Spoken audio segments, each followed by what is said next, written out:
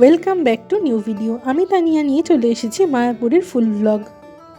কলকাতার কোন স্টেশন থেকে ট্রেনে উঠবে, কত খরচ পড়বে, কোথায় নামবে, কোথায় ব্রেকফাস্ট করবে সেগুলো তো বলবই। তারপর কিভাবে যাবে, রুম বুকিং, ইস্কনের এরিয়ার মধ্যে কোথায় থাকবে, তার সব ডিটেলস বলবো আজকের এই ভিডিওতে। তাই ভিডিওটা শেষ অবধি দেখো।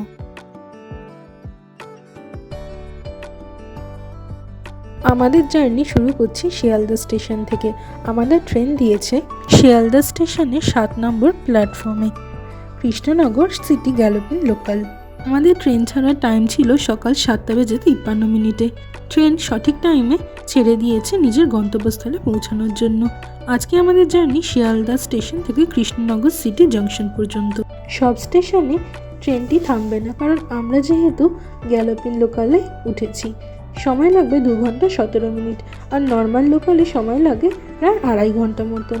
শিয়ালদা থেকে কৃষ্ণনগর সিটি জাংশনে আসার জন্য আরও ট্রেন রয়েছে, টাইমগুলো স্ক্রিনে মেনশন করলাম। এই ট্রেন জার্নিতে বাইরের প্রাকৃতিক সৌন্দর্য দেখতে দেখতে আমরা পৌঁছে গেলাম কৃষ্ণনগর সিটি জাংশনে। ট্রেন নামিয়েছি প্ল্যাটফর্ম নাম্বার 2-এ। আমি করে নেব ব্রেকফাস্ট। এখানকার ফেমাস ডালপুরি মাত্র 20 টাকা দিয়ে। প্ল্যাটফর্মের শুরু থেকে শেষ অবধি প্রচুর ডালপুরির দোকান রয়েছে, সেখান থেকেই যে কোনো একটা দোকান থেকে আমরা ব্রেকফাস্ট করে নিচ্ছি। ব্রেকফাস্ট কমপ্লিট করে 1 নম্বর প্ল্যাটফর্মের দিক থেকে বেরোলেই সামনে রয়েছে প্রচুর টোটো আর অটো স্ট্যান্ড। টোটো পার হেড 40 টাকা আর অটো পার হেড 30 টাকা দিয়ে পৌঁছে যেতে পারো হুলোর ঘাট অবধি। তারপর সেখান থেকে নৌকা। আমরা অটোতে করে চলে গেছিলাম। তোমরা টোটো বা অটো করে ডাইরেক্ট মায়াপুর মন্দিরেও চলে আসতে পারো। অটো 60 টাকা আর টোটো পার হেড 70 টাকা করে। ঘাট অবধি আসতেই সময় লেগেছিল আমাদের অটোতে 30 থেকে 40 মিনিট।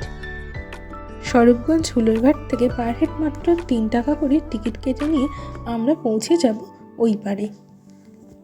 আর টিকিটটা সাথে রাখতে হবে, কারণ ওই পারে টিকিটটা একবার চেক হবে। নৌকা করে এপার থেকে ওই পার হতে মাত্র সময় লাগবে 2 থেকে 3 মিনিট মতো। জলঙ্গি নদী পার করে নৌকা পৌঁছে গেল ওপারের ঘাটে। এই বাঁশের সাঁকো পার করলেই তোমরা এই রাস্তাটা পেয়ে যাবে। ডান দিকে থাকবে জগন্নাথ মন্দির আর এই শ্রী চৈতন্য মঠের বড় গেট, আর বাঁ দিকে রয়েছে শ্রী রাধামাধব শ্যামসুন্দরের মন্দির, সামনে বজরংবলীর মূর্তি দেওয়া। এই সামনেই রয়েছে প্রচুর টোটোর স্ট্যান্ড। সেখান থেকে মাত্র 10 টাকা দিয়ে তোমরা পৌঁছে যেতে পারো মায়াপুর ইস্কন মন্দিরে বা তার আশেপাশে লাগোয়া হোটেলে। আমরা টোটো করে পৌঁছে যাচ্ছি নামহট্ট ভবনে। আমাদের রুম বুকিং ছিল নামহট্ট ভবনে। টোটোতে সময় লাগবে 5 থেকে 10 মিনিটের মতন। তোমরা চাইলে হেঁটেও পৌঁছে যেতে পারো। পাশে প্রচুর সুন্দর সুন্দর মন্দির রয়েছে, তোমরা হাঁটা পথে গেলে এই মন্দিরগুলো দেখে যেতে পারো। আর এই রাস্তার দুপাশ জুড়ে রয়েছে প্রচুর জামা কাপড়ের দোকান, আরও পূজার অন্যান্য সামগ্রীর দোকান। এই দুদিকের রাস্তাঘাট দেখতে দেখতে আমরা পৌঁছে গেলাম মায়াপুর ইস্কন টেম্পল। এটা হলো ওয়ার্ল্ড লার্জেস্ট ভেদিক টেম্পল, যেটার কনস্ট্রাকশনের কাজ এখনো চলছে। এই হলো মায়াপুর চন্দ্রোদয় মন্দিরের এন্ট্রি গেট। মন্দির থেকে 5 মিনিটের ওয়াকিং ডিস্টেন্সেই নামহট্ট ভবন। আমরা পৌঁছে গেছি নামহট্ট ভবনের গেটে। নামহট্ট ভবনের সামনেই রয়েছে প্রচুর টোটো স্ট্যান্ড। সাইট সিন করতে আমরা বেরিয়েছিলাম এখান থেকেই একটা টোটো রিজার্ভ করে। ওয়েলকাম টু ইস্কন মায়াপুর যে বোর্ডটা দেখা যাচ্ছে, এর সামনেই রয়েছে নামহট্ট ভবনের 4 নম্বর এন্ট্রি গেট। ভেতরে এলেই দেখতে পাবেন নামহট্ট ভবন 1। এখানেই রিসেপশন। এখান থেকেই চাবি নিয়ে আমাদের রুম নাম্বার বলে দেবে কত নম্বর রুমে আমাদের যেতে হবে। নামহট্ট ভবনের 2টো বিল্ডিং রয়েছে, একটা নামহট্ট ভবন 1 আর একটা 2। তোমরা যারা নামহট্ট ভবনের রুম নিতে চাও, স্ক্রিনে দেওয়া এই রিসেপশনের নাম্বারটা থেকে তোমরা ফোন করে নিতে পারো। রুম ছিল নামহট্ট ভবনের নতুন বিল্ডিংয়ে, নামহট্ট ভবন 2-এ। নামহট্ট ভবন 1-এর পাশেই রয়েছে নামহট্ট ভবন 2, আর সামনেই রয়েছে প্রসাদমের কাউন্টার। এখান থেকেই আমরা দুপুরের কুপনটা কেটে নিয়েছি। সকাল এবং দুপুরের প্রসাদের সব ডিটেলস এখানে দেওয়া রয়েছে। আর এটা হলো প্রসাদ কক্ষে যাওয়ার লাইন দেওয়ার জায়গা। প্রথমেই আমরা রুমে গিয়ে একটু ফ্রেশ হয়ে নেব, তারপর প্রসাদ গ্রহণ করতে চলে আসবো। নামহট্ট ভবনে ফ্লোরে যেতে হবে সিঁড়ি দিয়ে, আর সেখান থেকে রয়েছে লিফটের ব্যবস্থা। আমাদের রুম ছিল 2nd ফ্লোরে, তাই আমরা আর লিফট ইউজ করিনি, সিঁড়ি দিয়ে চলে গেছিলাম 2nd ফ্লোরে। প্রত্যেকটা ফ্লোরে রয়েছে অ্যাকোয়াগার্ডের ব্যবস্থা। এটা হলো 1st ফ্লোর, এর নিচে রয়েছে প্রসাদের হল। এটা হলো গ্রাউন্ড ফ্লোরের ছাদ। জায়গাটা দেখলে মনে হবে এটা গ্রাউন্ড ফ্লোর, কিন্তু এটা অ্যাকচুয়ালি গ্রাউন্ড ফ্লোরের উপরের ছাদটা। আর এটা হলো 1st ফ্লোর, এর উপরেই রয়েছে 2nd ফ্লোর, সেখানেই আমাদের রুম ছিল। আমাদের রুমের সাথে ছিল একটা অ্যাটাচ ব্যালকনি। আমরা একটু ফ্রেশ হয়ে চলে যাচ্ছি প্রসাদ গ্রহণ করতে। তার জন্য প্রথমেই আমরা থালা নিয়ে নিয়েছি, তারপর ওনারা এখানে একে একে প্রসাদ দিয়ে দেবে। প্রথমে ছিল ভাত, আর সঙ্গে ছিল একটা মিক্সড ভেজ, আর ছিল ডাল আর চানা আর পনিরের তরকারি, আর সঙ্গে ছিল পায়েস। এখানে দুরকমভাবে বসে খাওয়ার ব্যবস্থা আছে। আর বয়স্ক মানুষ তারা চেয়ারের টেবিলে বসছে, আর বাকিরা নিচে এখানে আসন পাতা আছে সেখানে বসে খাচ্ছে। তাদের এখানে বলে রাখি, প্রসাদ তোমরা যতবার চাও ততবার গিয়ে আনতে পারো। প্রসাদ খাওয়া কমপ্লিট করে আমরা নামহট্টা ভবনের সামনে থেকে একটা টোটো ধরে চলে গেছিলাম গোশালা দেখতে। তোমরা চাইলে হেঁটেও যেতে পারো, হেঁটে অনেকটা সময় লাগবে, তাই আমরা টোটো করে পার হেড 15 টাকা দিয়ে চলে গেছিলাম গোশালা দেখতে। এখানে তোমাদের একটা কথা বলে রাখি, গোশালা দেখার জন্য যে টোটোগুলো রয়েছে সেগুলো তোমরা ভবনগুলোর সামনে থেকে পেয়ে যাবে। রাস্তায় মেন রোডে যে টোটোগুলো রয়েছে সেগুলো কিন্তু গোশালা যায় না। আর এই টোটো করে গোশালা যাওয়ার সময় তোমরা ইস্কনের চত্বরের মধ্যে যে ভবনগুলো রয়েছে, ভামসী ভবন, গীতা ভবন, গদা ভবন, নিত্যানন্দ কুঠির, শ্রী চৈতন্য ভবন, গাড়ি পার্কিং এরিয়া, তোমরা এই জায়গাগুলো দেখতে পাবে। সামনেই রয়েছে শ্রুতি ভবন। এই বোর্ডগুলোর মধ্যে ফোন নাম্বার দেওয়া আছে, তোমরা চাইলে ভিডিওটা পজ করে ফোন নাম্বারটা কালেক্ট করে নিতে পারো। আর এটা হচ্ছে গৌরাঙ্গ কুঠির, এখানে তোমরা খুব অল্প টাকার মধ্যে ঘর ভাড়া পেয়ে যাবে। গৌরাঙ্গ কুঠিরের পরেই রয়েছে নিত্যানন্দ কুঠির, এখানে তোমরা কম টাকায় ঘর ভাড়া পেয়ে যাবে। আর গোশালা সব থেকে কাছে হলো শ্রুতি ভবন, ফোন নাম্বারটা দেওয়া আছে, তোমরা চাইলে কালেক্ট করে নিতে পারো। আমরা গোশালায় পৌঁছে গেছি, দেখতেই পাচ্ছি এখানে গোশালার সামনে অনেক টোটো দাঁড়িয়ে আছে। ফেরার সময় এই টোটোগুলোই তোমাদের পৌঁছে দেবে মায়াপুরের ভবনের সামনে। এখানে টোটো ছাড়াও রয়েছে গরুর গাড়ি, মায়াপুরের ইস্কন চত্বর ঘুরে দেখার জন্য। কিন্তু একটা প্রাণীকে অযথা কষ্ট দেওয়ার থেকে আমার মনে হয় টোটো করেই এখানে ইস্কন চত্বর ঘুরে দেখে নেওয়া ভালো। গোশালা ঢুকতেই তোমরা প্রথমে দেখতে পাবে গোশালার এই স্টলটা। এখানে গরুর দুধের তৈরি সব প্রোডাক্ট এই স্টলে তোমরা পেয়ে যাবে, দই, ক্ষীর, ঘি, আরও অনেক কিছু। গোশালার এই স্টলের সব প্রোডাক্টের ডিটেলসগুলো আমি এখানে ভিডিওর মধ্যে শেয়ার করলাম। এখানে লস্যি, ঘি, মালপোয়া, ক্ষীর, বিভিন্ন ধরনের মিষ্টি আর অনেক কিছু তোমরা পেয়ে যাবে। আমরা এখান থেকে নিয়ে নিয়েছিলাম ক্ষীর, আর একটা দই, আর একটা ঘি। সিঁড়ি দিয়ে ওপরে উঠে এলেই তোমরা গোশালা দেখতে পাবে। সামনে ঢুকতেই প্রথমে পাবে অনুদান কেন্দ্র, সেখানে তোমরা এখানে কিছু ডোনেশনও করতে পারো। চাইলে তোমরা এখান থেকে গরুর খাবার কিনে নিয়ে গরুদের খাওয়াতে পারো। এখানে এলে তোমরা বিভিন্ন ধরনের গরু দেখতে পাবে, আর এখানে গরুর শিংগুলো বিভিন্ন ধরনের। এখানে গরু রয়েছে, ষাঁড় রয়েছে, গরুগুলোর গায়ে হাত দিলে ওরা কিচ্ছু বলে না। এখানে বিভিন্ন ধরনের গরুর প্রজাতি রয়েছে, আর তাদের গায়ের রং আর শিংয়ের প্যাটার্নও এক একজনের থেকে এক একজনেরটা আলাদা। সামনেই একটা কালো গরু রয়েছে, আমি ওর গায়েও হাত দিয়েছিলাম, ওকে দেখতে ভয়ঙ্কর লাগলেও খুবই শান্ত স্বভাবের। আমরা এখানে 200 টাকা দিয়ে গরুগুলোর জন্য খাবারের একটা প্লেট নিয়ে নিয়েছিলাম। বাবা গরুদের খাওয়াতে খুব ভালোবাসে। বাবার যখন ছোট ছিল আমাদের বাড়িতে একটা গোয়াল ঘর ছিল, আর আমাদেরও ইচ্ছাও ছিল গরুগুলোকে কিছু খেতে দেওয়ার জন্য। বাইরের আউটসাইডের ফুড তো অ্যালাউ নয়, তাই এখান থেকে এই খাবারের প্লেট কিনে গরুদেরকে খেতে দিতে হবে। আর ওরা এত খুশি হয়েছে খাবারগুলো দেখে, ওখানে যারা যারা দেখতে এসেছিল তাদের মধ্যে আমরাই ওদেরকে কিনে খেতে দিচ্ছিলাম। আরও আগে হয়তো অনেকে দিয়েছে, কিন্তু আমরা যখন খেতে দিচ্ছিলাম তখন আর কেউ খেতে দিচ্ছিল না। ওরা খাবারগুলো দেখে এত খুশি হয়েছিল যে হাত থেকে খাবার নিতে গিয়ে খাবার ফেলেই দিচ্ছে। এখানে আমি আর মা গরুগুলোকে একটু খেতে দিয়ে দিচ্ছি। তারপরে আমরা চলে গেছিলাম বাকি গোশালাগুলো দেখতে। সামনের গোশালার গরুগুলোকে খেতে দিয়ে আসার পর আমরা বাকি গোশালা দেখতে এসে গেছিলাম, আর সেখানে গরুগুলো ছিল না। গরুগুলো তখন সবই গোশালায় ফিরছিল। এখানে একটা ইনসিডেন্ট ঘটেছিল। আমরা ওখানে গোশালা যারা দেখতে এসেছিলাম তারা অনেকেই ছিলাম। গোশালাগুলোর মধ্যে কয়েকটা জায়গায় গরু ছিল আর কয়েকটা জায়গায় ছিল না। ওখানে যারা যারা ছিল সবাই এদিক ওদিক দাঁড়িয়ে গরুগুলোকে দেখছিল। হঠাৎই একসাথে অনেক গরু গোশালাতে ফিরতে শুরু করে। ওরা মাঠে কোথাও চড়তে গেছিল, সেখান থেকে ওদেরকে তখন ফিরিয়ে আনা হচ্ছিল।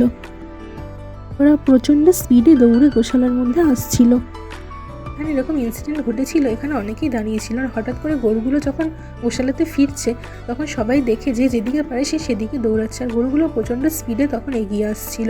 আর ওনাদের ওখানে একটা বলা উচিত যে এখন গোশালায় গরুগুলো ফিরছে, কোনো একটা ওনাদের ওখানে আওয়াজ করা বা ওখানে যারা দাঁড়িয়ে আছে তাদের সতর্ক করা উচিত ছিল, কারণ ওখানে অনেক বাচ্চারাই দাঁড়িয়েছিল, তাদের মা বাবার হাত ধরে তো সবাই ছিল না। গরুগুলো যখন স্পিডে দৌড়ে আসছিল তখন বাচ্চাগুলো ভয়ে এদিকে ওদিকে দৌড়াদৌড়ি করছিল। কেউ যদি ওখানে পড়ে যেত কারোর একটা বিপদ হয়ে যেতে পারতো। তাই মায়াপুর গোশালা ভিজিট করতে এলে এই জিনিসটা আপনারা অবশ্যই খেয়াল রাখবেন। তারপর আমরা গোশালা দেখে চলে এসেছিলাম আবার নামহট্ট ভবনে। তারপর চলে গেছিলাম মন্দিরে ভগবান দর্শন করতে। তোমরা দেখতে পাচ্ছ সারা রাস্তা জুড়ে রয়েছে প্রচুর ছোটোখাটো দোকান। এখানে তোমরা পূজার সামগ্রী থেকে শুরু করে ঠাকুরের মূর্তি আরও অনেক জিনিস পেয়ে যাবে। এখানে তোমরা বাচ্চাদের গোপী ড্রেস, বড়দের গোপী ড্রেস, শাড়ি, অনেক জিনিস তোমরা পেয়ে যাবে। বড়দের গোপী ড্রেসগুলো শুরু হচ্ছে 350 টাকা থেকে। এখানে তোমরা অনেক ধরনের সাইড ব্যাগ, হ্যান্ড ব্যাগ পেয়ে যাবে। ব্যাগগুলোর প্রাইস শুরু হচ্ছে 50 টাকা থেকে। এই যে মন্দিরটা এখানে তোমরা দেখছো, এই মন্দিরটার অপোজিটে যে দোকানটা রয়েছে এই দোকানটায় তোমরা আসতে পারো। এই দোকানের গোপী ড্রেসের প্রাইসগুলো খুব রিজনেবল ছিল। এই যে গোপী ড্রেসগুলো তোমরা দেখতে পাচ্ছ এগুলোর প্রাইস ছিল 500 থেকে 900-এর মধ্যে। তারপরে পৌঁছে গেলাম মায়াপুরের চন্দ্রোদয় মন্দিরের গেটের সামনে। এটা হলো মায়াপুরের চন্দ্রোদয় মন্দিরের এন্ট্রি গেট। গেট দিয়ে তোমরা ভেতরে এলেই প্রথমে দেখতে পাবে পাশেই রয়েছে একটা ওষুধের দোকান, আর তার পাশেই রয়েছে অখণ্ড হরিনাম সংকীর্তনের এই ঘরটা। এখানে সারাক্ষণ হরিনাম সংকীর্তন হয়।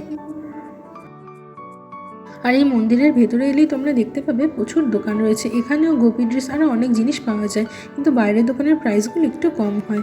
আর সামনেই রয়েছে কুপন কাউন্টার। এই কাউন্টার থেকে তোমরা চাইলে কুপন কেটে নিতে পারো ভোগ খাওয়ার জন্য। আর এখানে মন্দিরের টাইম টেবিল রয়েছে, কখন মন্দির বন্ধ থাকে, কখন কি আরতি হয়, সব কিছু এখানে দেওয়া রয়েছে। এখানে দেওয়া রয়েছে গদা ভবনের প্রসাদের ডিটেলস, ডিনার আর লাঞ্চের। এখানে রয়েছে নামহট্ট ভবনের প্রসাদের ডিটেলস। তোমরা ভবন থেকেও কুপন কালেক্ট করতে পারো, আর নইলে মন্দিরের সামনের এই কাউন্টারগুলো থেকেও কুপন নিয়ে নিতে পারো। আর এটা হলো সুলভ ভোজনালয়ের কুপনের কাউন্টার। এখানে তোমরা সব থেকে কম টাকা দিয়ে প্রসাদ খেয়ে নিতে পারো। আর এটা হচ্ছে নতুন মন্দির। এই মন্দিরটার কাজ এখনও চলছে। এই মন্দিরে তোমরা আসতে গেলে 100 টাকা টিকিট কেটে এই মন্দিরটার ভেতরে তোমরা দেখে নিতে পারো। এই মন্দিরের কিছুটা কাজ কমপ্লিট হয়ে গেছে, আর এখনও কিছুটা কাজ বাকি আছে। আর এই অখণ্ড হরিনাম সংকীর্তন কুঠিরের সামনেই রয়েছে শ্রীলার প্রভুপাদের সমাধি মন্দির। এগুলো শ্রীলার প্রভুপাদের সমাধি মন্দির। এই মন্দিরটা অনেকটা জায়গা জুড়ে রয়েছে। এখান থেকে হাঁটতে হাঁটতে সোজা গেলেই তোমরা দেখতে পাবে সামনে আর একটা গেট রয়েছে। গেট দিয়ে এন্ট্রি করলেই তোমরা দেখতে পাবে মন্দিরের এন্ট্রান্স। মন্দিরে গেলে তোমাদের কাউন্টারে ব্যাগ, জুতো আর মোবাইল ফোন জমা রেখে যেতে হবে। মায়াপুরের সব মন্দিরই বন্ধ থাকে দুপুর 1টা থেকে বিকেল 4টে পর্যন্ত। এই মন্দিরের সামনেই রয়েছে দোকান। এখান থেকে তোমরা চাইলে ঠাকুরের প্রসাদ, ঠাকুরের বিভিন্ন বই, ঠাকুরের পিকচার তোমরা এখান থেকে নিয়ে নিতে পারো বাড়ির জন্য। এই অখণ্ড হরিনাম সংকীর্তন কুঠিরের পাশ দিয়েই রয়েছে মন্দিরে যাওয়ার রাস্তা।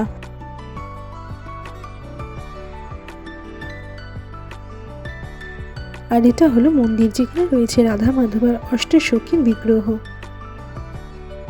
এই মন্দিরটা দেখে আমরা চলে গেছিলাম নামহট্ট ভবনের পাশে থাকা শ্রী চৈতন্য মঠ মিশন দেখতে। এই মন্দিরটা তোমরা একবার অবশ্যই ভিজিট করবে। মন্দিরটা ভেতরে খুবই সুন্দর, আর মন্দিরের গায়ে কারুকার্যগুলোও দেখার মতন। আমরা এই মন্দির দেখে নামহট্ট ভবনের সামনে থেকে 400 টাকা দিয়ে টোটো রিজার্ভ করে চলে গেছিলাম মায়াপুরের সাইট সিনগুলো ভিজিট করতে। এই হলো নামহট্ট ভবনের 4 নম্বর গেটের সামনেই রয়েছে টোটো স্ট্যান্ড। এখান থেকে এই টোটো ধরে আমরা চলে যাব মায়াপুরের সাইট সিনগুলো ভিজিট করতে।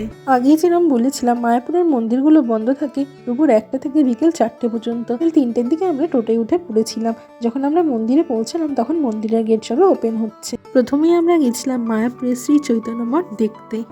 শ্রী চৈতন্য মঠের মধ্যেই রয়েছে দর্শন করার আরও বিভিন্ন জায়গা। এখানে প্রতিটি মন্দিরই ভীষণ নিট অ্যান্ড ক্লিন। যখন এসছিলাম তখন বিকেল প্রায় হয়েই এসছে, আর সূর্যটাও অস্ত যাচ্ছিল। এখান থেকে দেখতে খুব সুন্দর লাগছিল। মঠের মধ্যেই রয়েছে শ্যামকুণ্ড আর রাধাকুণ্ড, আর রয়েছে প্রচুর ফুলের বাগান। কুণ্ড রাধাকুণ্ডের মধ্যে রয়েছে প্রচুর মাছ, আর তাদের খেতে দেওয়ার ব্যবস্থা এখানে আছে। চাইলে খাবার কিনে ওদের খেতেও দিতে পারো।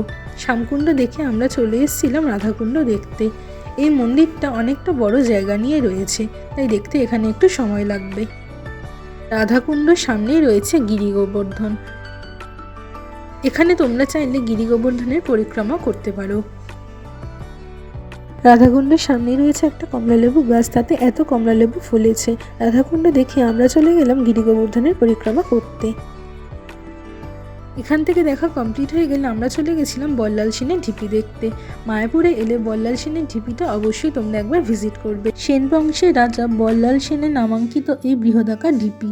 আগেকার দিনের এই কারুকার্য এখনকার দিনে যে আর্কিটেক্ট রয়েছে তার থেকে সম্পূর্ণ আলাদা।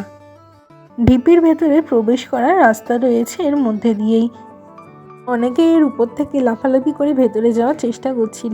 আমরা চলে এসেছিলাম ঢিপিটার ভেতরে। এর ভেতরটা এলে গাটা কেমন যেন ছমছম করে উঠবে। বোন পিছনে পড়ে গেছিল, তাই রাস্তা খুঁজে পাচ্ছিল না, ওই জন্য দেখার চেষ্টা করছিল আমি কোন দিকে আছি। বল্লাল সেনের ঢিপি দেখা হয়ে গেলে আমরা চলে গেছিলাম শ্রী শ্রী জগন্নাথ বলদেব ও সুভদ্রা মহারানীর মন্দির দেখতে। মন্দিরের সামনে জুতো রেখে আমরা ভেতরে প্রবেশ করে নিয়েছিলাম। মন্দিরে ঢুকতেই তোমরা প্রথমে দেখতে পাবে জগন্নাথ দেবকে কিভাবে পুরীর রাজা পেয়েছিল সেই স্টোরি। জগন্নাথ দেব প্রতিষ্ঠার যে স্টোরি সেইটা এখানে রয়েছে। তারপর আমরা চলে এসেছিলাম এখানে মূল মন্দিরে বিগ্রহ দর্শন করতে। মায়াপুরে যখন রথ উৎসব হয় তখন এই মন্দির থেকেই জগন্নাথ দেব যায় মায়াপুরের মন্দিরে। আর এই হলো শ্রী জগন্নাথ মন্দিরের দৈনিক অনুষ্ঠান সূচি। কখন মন্দির বন্ধ থাকে, কখন আরতি হয়, সবকিছু এখানে দেওয়া রয়েছে। মন্দিরটা রয়েছে অনেক বড় জায়গা নিয়ে। এবার আমরা দেখতে চলে যাচ্ছি এর মধ্যেই রয়েছে সীমন্তিনী কুণ্ড। যখন জগন্নাথ দেবের নৌকা বিহার উৎসব পালিত হয় তখন এই সীমন্তিনী কুণ্ডতেই হয়।